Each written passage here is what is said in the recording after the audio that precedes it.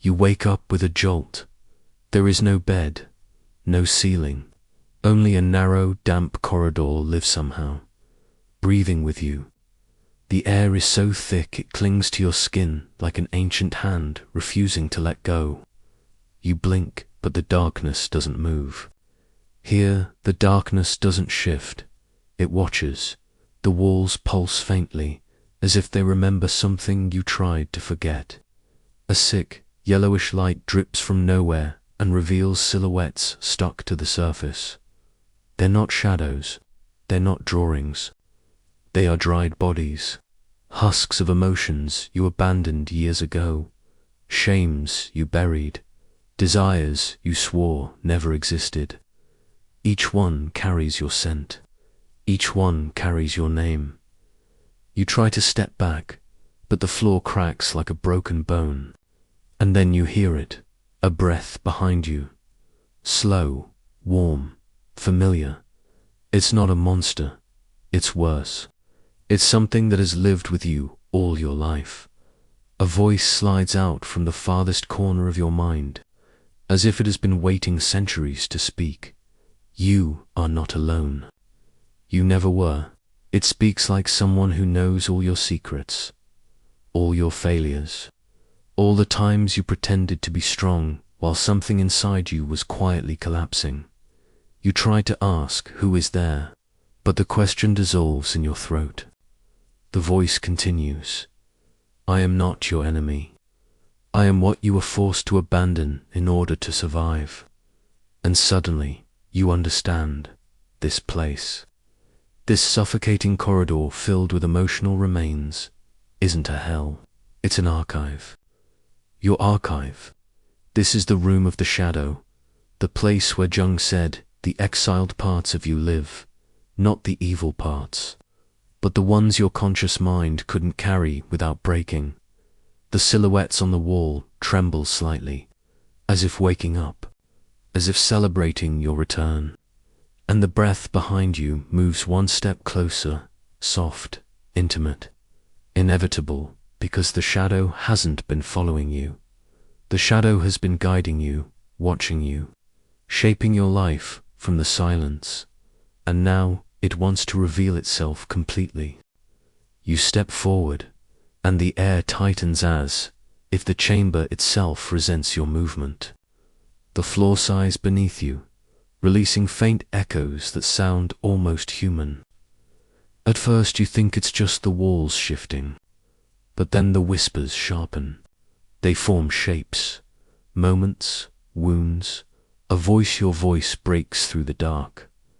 I'm fine. Another one follows, softer, cracked. It doesn't matter. Then another, trembling like a freshly reopened scar. It's nothing. I can handle it. The chamber hums, and suddenly those echoes multiply, overlapping, pressing against your skull like a swarm of desperate hands. You recognize every one of them. A betrayal you pretended didn't hurt. A humiliation you carried alone. A boundary you let someone break while you smiled to keep the peace.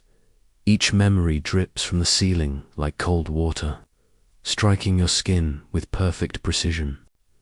The shadow is showing you its collection, your collection. Every moment you silenced yourself, it kept. Every time your daylight self forced a smile to survive, it archived the truth here, in the dark. You hear footsteps beside you, but see nothing. The narrator whispers, almost mournfully, this is what Jung warned you about. What you exile does not disappear. It waits. The whispers intensify. That broken version of youth, one you avoided, breathes against your neck. It has grown strong in your absence, fed by every truth you refuse to face. The chamber trembles with its hunger. You lied to yourself. The voice in the dark murmurs, not accusing, but grieving. You hid your pain, so I carried it alone. A faint rustling begins in the walls. The dried silhouettes twitch, as if the memories you abandoned are waking up, stretching, preparing to stand, your daylight self, the polite one. The socially acceptable one begins to crumble under the weight of the echoes, because here there is no pretending, no performance, no mask, just truth. And beneath that truth, something darker stirs, no longer content to be ignored. Denial is becoming dangerous. Something is getting ready to step forward from the cracks. The chamber tilts as you move, as though reality itself is quietly recoiling from you. A mirror rises from the darkness thin, warped, its surface pulsing like skin instead of glass. You step toward it instinctively, but the reflection disobeys. It flickers, hesitates, refuses. Where your face should be, there is only static. You lift your hand. The reflection does not follow. You breathe. It remains perfectly still. You try to blink, and the thing inside the mirror blinks first. A cold realization slides down your spine. The more you strive to be good, obedient, polite, harmless, the more violently the shadow mutates in the dark. Every time you swallowed your anger, the mirror swallowed a piece of you. Every smile you forced carved another hole. Now you stand here, incomplete, watching the consequences stalk you from the other side. Your missing parts begin tugging at the edges of the glass. A sliver of rage crawls upward like a broken finger. A shard of envy presses its face against the surface. The version of you that lied to keep the peace scratches at the inside, begging for release. Jung whispered this truth. What you refuse to become will eventually become you. You feel it, now not metaphor, but movement. The shadow is no longer a quiet archive of wounds. It is a creature, stitched together from every emotion you rejected, and it has learned to act without asking. The mirror self tilts its head in an unnatural angle, studying you with a curiosity that feels almost disappointed. It knows the truth you won't say aloud. You tried so hard to be good that you became hollow. A thin crack splits the mirror from top to bottom.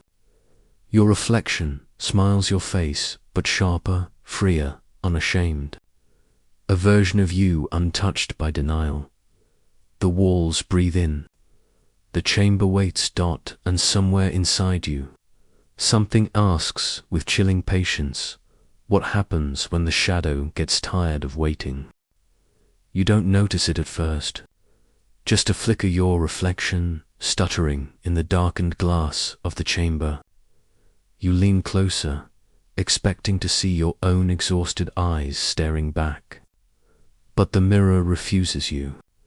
It blurs your face, smears your features, erases the parts you've worked hardest to keep good. A hollow outline trembles behind the fogged surface like a body trying to remember how to exist. The narrator exhales, almost disappointed. This is what happens when you deny what hurts. The shadow shifts. It mutates. You blink, and suddenly the reflection sharpens. But it's wrong. Your mouth is missing. Your eyes are dimmed, replaced by 2 deep bruises of silence. Your hands blurred, like unfinished sketches. Pieces of you dissolve each time you try to appear harmless. Each time you swallow anger, flatten desire, smother instinct. The mirror shows the cost. You've been editing yourself into a ghost. Something moves behind the glass, not a stranger, not a demon you, but twisted by every lie you told yourself to stay good. Your smile, the one you force in real life, hangs on its face like a cracked mask. It lifts its head, slow, deliberate, and the chamber tilts with the motion. You feel a pressure in your chest, a tightening like a rope being pulled not around your throat, but around your identity, Because the shadow hasn't been sleeping. It's been evolving in the dark, trying to make sense of the emotions you refuse to claim. You start to feel it acting without permission, a cold thought that isn't yours, a sharp tone you didn't mean to use, a sudden distance from the people you love, a subtle violence in the way you breathe, not because you're broken, because the exiled parts of you are starving. The narrator steps closer, voice dropping to a whisper that feels like a knife tracing your spine. Tell me, how long do you think a part of you will wait in silence before it demands to live? The reflection tilts its head again, and this time, it smiles back. The moment of recognition hardens into action. You feel it in the tightening of your spine, in the steadiness of your gaze, in the deliberate cadence of your steps. The shadow is no longer something you flee from, but a partner in motion. The narrator's voice cuts through the quiet, firm yet intimate. Every instinct you denied, every edge you dulled, was waiting for this moment. Discipline blooms where hesitation once ruled. You notice the small, almost imperceptible adjustments. Your patience no longer passivity, your silence no longer ignorance. Each choice carries weight because it is informed by the parts of yourself you once feared. Emotional intelligence becomes a weapon, but not one aimed outward with malice. It is a scalpel of perception, slicing through deception, uncovering truth in the glance, the tone, the tremor of a hidden hand. Assertiveness rises quietly, like smoke curling from a long-smothered flame. You no longer ask for permission to exist fully. You move through the world with the certainty of someone who has faced their own darkness and found not terror, but clarity. Strategic awareness sharpens every encounter, every conversation. Every subtle shift in energy becomes a map of possibility. You begin to see patterns where chaos once blinded you. The narrator whispers of society's fear. They call these traits too much, dangerous, unnatural, but you understand now. This is the essence of unstoppable power. It is not loud. It does not demand applause. It exists quietly, like roots spreading beneath stone, shaping the ground you walk on. And as the chamber seems to expand around you, the edges of your fear dissolving, a chilling realization settles. The shadow is no longer behind you, waiting for consent. It walks beside you. Every heartbeat, every step, every glance shared in silent understanding becomes a signal. The evolution is not complete. It is only beginning. You feel it before they speak. The slight twitch of a finger, the micro-frown that disappears before anyone notices, the hesitation that betrays intent. Your senses stretch outward, reaching into spaces they never knew existed. The shadow, now fully beside you, whispers clarity into your mind. Every word, every gesture, every breath becomes a code, a map of motives others thought hidden. You see through facades, through polite smiles and rehearsed gestures, straight to the pulse of truth beneath. Calmness settles into your bones.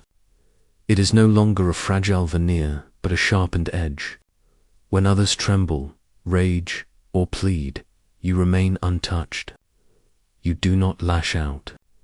You do not react. Observation becomes your instrument, precise, silent, unstoppable. Each interaction is measured, each pause deliberate, as if the world itself slows to accommodate your perception. The chaos that once threatened to consume you is now filtered through the lens of the shadow, refined into understanding. Manipulators who thrived on turbulence falter.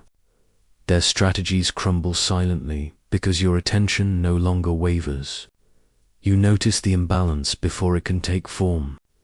Your insight is surgical, dissecting hidden intentions without the need for confrontation. In this new perception, control shifts subtly, almost imperceptibly, yet undeniably.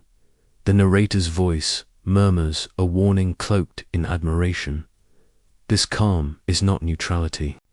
It is power disguised as stillness. And as the room stretches in silent acknowledgement of your presence, a new transformation stirs.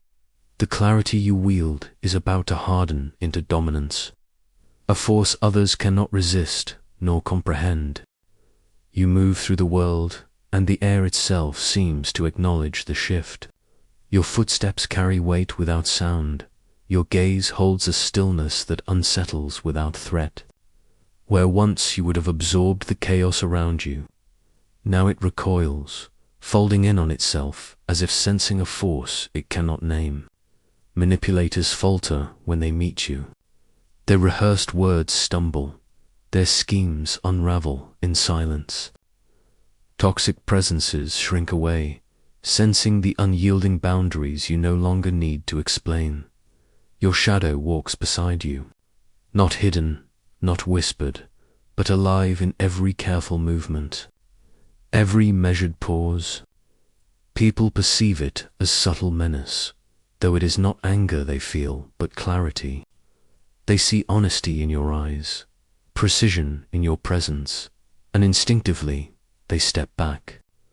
The world bends slightly, imperceptibly, around the edges of your integration, acknowledging the new alignment between self and shadow. Yet power has a cost, one the narrator does not shy from revealing. Every subtle victory, every avoided manipulation, leaves an echo of isolation. You sense the distance growing, the quiet that now surrounds you more often than laughter or conversation. What you gain in unshakable presence, you pay for in unseen loneliness, a shadowed price for mastery over the currents of deceit and desire. And in that stillness, the narrator whispers the next truth. Strength carved from shadow integration is never free. It comes with the weight of being unassailable, a calm that carries the subtle ache of separation, preparing the mind for the reckoning that follows. With each step, you notice the distance widening. Faces that once drew you close now reveal themselves in quiet truth, not the masks people wear, but the fractures beneath. You see envy flicker like a shadow behind smiles, desperation curling in corners where laughter should be. The narrator leans closer in tone, almost mournful. Strength comes with solitude. Every layer of your shadow you have embraced sharpens perception, yes, but it also carves away the ease of intimacy. You reach for connection, but the world no longer meets you halfway. Small betrayals, unspoken judgments, the faint tremor of pretense, all these are laid bare before you, and with sight comes detachment. The people around you feel smaller, their words lighter, their motives thinner. You understand them too well, and understanding breeds distance. What Jung whispered through the ages becomes tangible. To hold the shadow within is to exist outside the ordinary currents of trust and expectation. Yet in this isolation, the narrator frames the truth with quiet solemnity. Power is never free of cost. Every manipulation you evade, every hidden agenda you perceive, leaves a space where warmth used to grow. And so, the emotional arc bends toward reflection.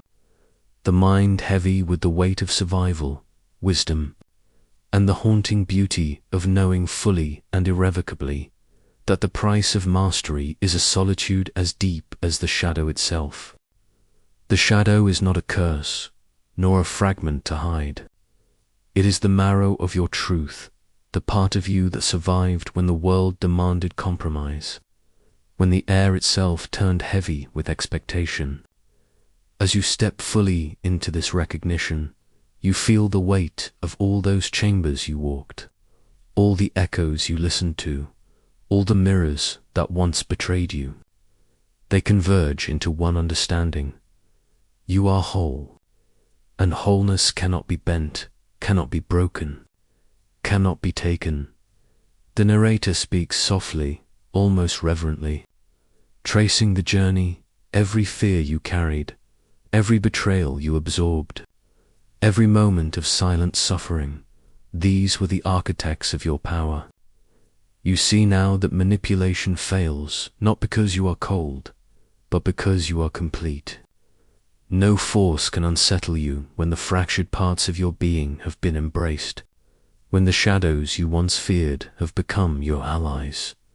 All the grotesque rooms, the whispers, the trembling faces, they echo in memory, but none can touch you. The power that rises is quiet, sovereign, and unyielding. It is not the absence of feeling, but the presence of truth. The intimate knowledge that your strength comes from the very places you were told to hide. Your unstoppable power was never in the light. It lived in the part of you you were taught to fear, and now, having met it, you are untouchable, unshakable, whole.